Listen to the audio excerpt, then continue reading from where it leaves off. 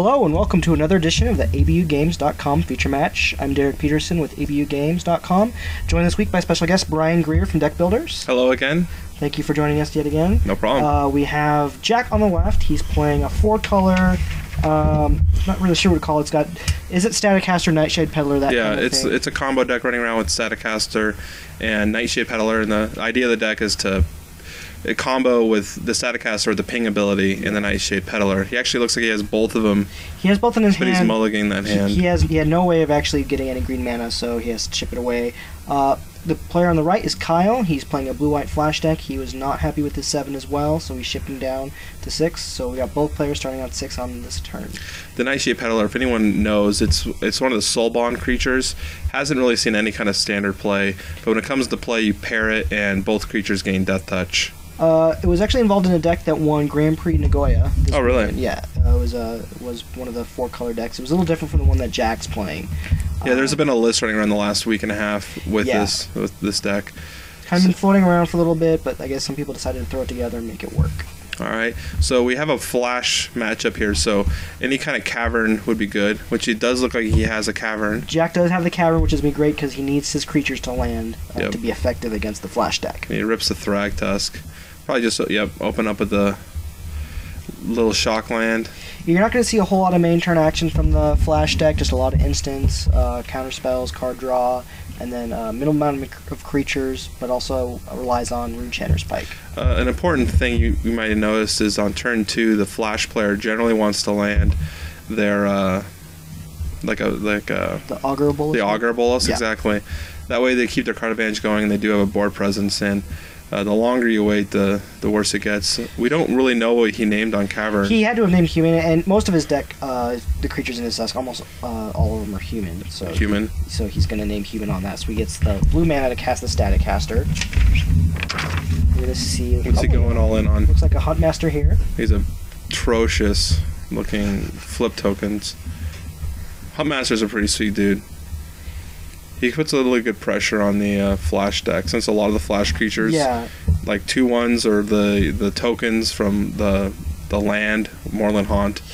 Yeah, I was running the flash deck a couple weeks ago at F&M against decks where they were running Huntmaster. Did find it a little difficult because you had to run some of your cantrip spells on your main phase, which you don't like doing.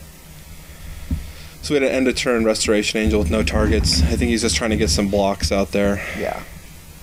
Thing about the flash deck, like you were just saying, he's gonna have to play things on his turn to he's gonna have to prevent do this, flip. Yeah, he's gonna have to do this now to prevent the Huntmaster from flipping. So we're gonna see Revelation for 2. Revelation for 2 sends Kyle up to 22, and he draws 2 cards off that. One of the most oppressive cards in Standard.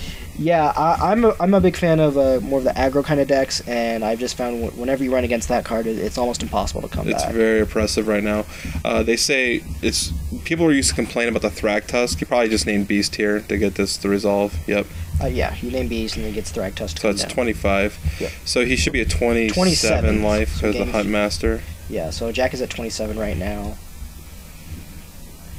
He probably wished he had the Peddler, because then, like, if he was able to land a Nightshade Peddler, he could at least try to kill the Restoration Angel. Oh yeah, it would be no problem. You hit the Restoration Angel, you beat in for 4, you put a real big clock. So right here, this Moorland Haunt is going to be highly ineffective with the Staticaster on the board. Yeah. So think twice, main phase think twice, just making sure we don't flip that Huntmaster. Yeah, the Huntmaster is going to be the biggest problem for Kyle because it, like we were talking about earlier, it forces the flash deck to play against its nature. Yep. I think you battle here. You just go all in. You at least bring in the Thragtusk. Yeah, that's what I meant. You just want to go with that battle, the 5/3. You might even send a 2/2 in. Yeah, maybe just get a little extra damage if he does block. If he blocks a 2/2, you're fine. It's a free creature, and you're hitting for 5. So he's gonna just offer the trade. Yeah. Do you take this trade?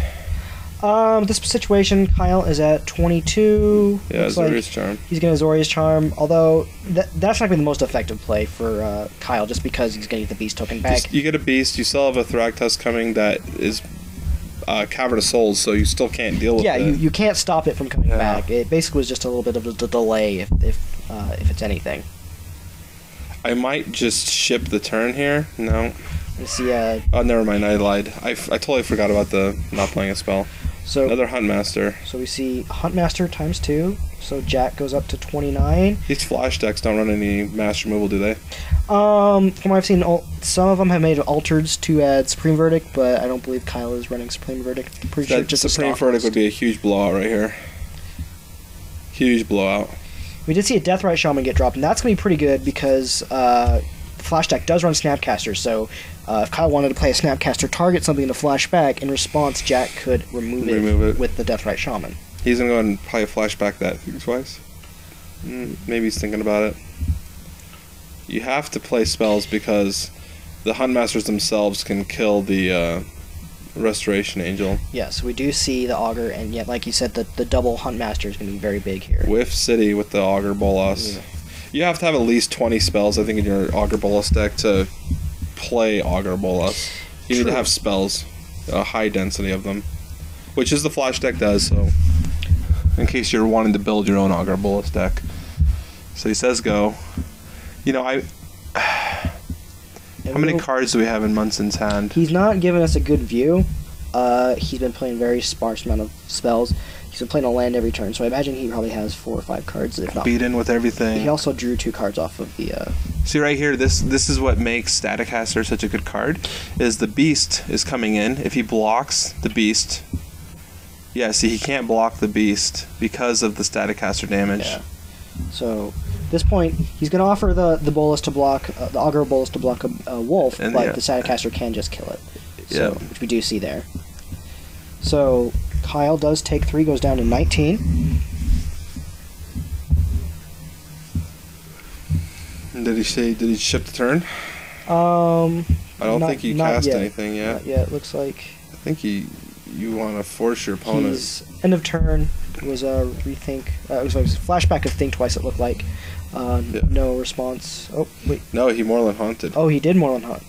Did he? I don't know what's going on. No, he did flashback the Think Twice, so that's why the Huntmasters did not flip. I don't know what was going on. At that point, Jack could have exiled the Think Twice. Well, actually, no, he couldn't have been able to do that, and I apologize. But at the end of this turn, Jack might think about if he has any more Instants of Sorceries in the graveyard for Kyle that Jack can remove them. Start beaming him with them. Yeah. You should still have the Sphinx Revelation. That's 2 damage. The inevitability of this 5-color list, I think, is just better than the Flash deck. I believe it's actually just 4-color. I think he's not running white. Although sometimes with these decks, I feel like they might as well be 5-color. You could run whatever you wanted with Farseeks. So we do see a comes the Snapcaster. So right here's the point where you're going to want to use that ability of the Deathrite Shaman with the trigger on the stack. At this point, Jack was I'm sure Jack's asking what the target is for the Snapcaster. That way he can respond to remove whatever it is that he does target. Just look like what's going to happen. Deathrite Shaman's such a bro. That guy is awesome. And then for using that ability, Kyle does take 2 damage, so that puts Kyle down to 17. And what did he remove? The Sphinx of Revelation? Yeah, he exiled the Sphinx of Revelation. That's a very low value Sphinx of Revelation if he's going to do it again for 2. But I think he's just trying to build a board. So right here, the Snapcaster Mage is not effective. Staticaster can deal with it. Yeah. I think you just battle again with your dudes, and before blockers you shoot the... Yeah, I'm surprised he didn't do the Staticaster last turn. Maybe it was tapped on it. It was tapped on the Augur. Tapped from the previous Augur, yeah. Oh. So we're going to see a Flash Restoration Angel. It's going to blink in the Snapcaster. So here... Target, and then exile the target, which was an Azorius Charm. So Kyle goes to 15. Sure hope he has mana to play his spell. I don't think I would have removed the Azorius Charm if he doesn't have another land here. Because he has a Thragtusk in his hand still. I would have just slammed the Thrag... Because he can't use the... Okay, he does, so he's going to shock. So he's going to shock, go down to 27. So that plays fine then. Thragtusk sends him back up to 32.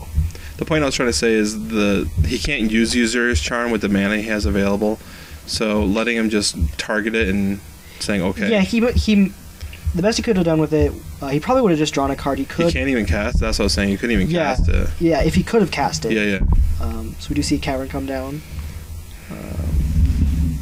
Not sure what the naming on this one. I believe you might want to just go with Wizard. Might be Homunculus. Might be Homunculus.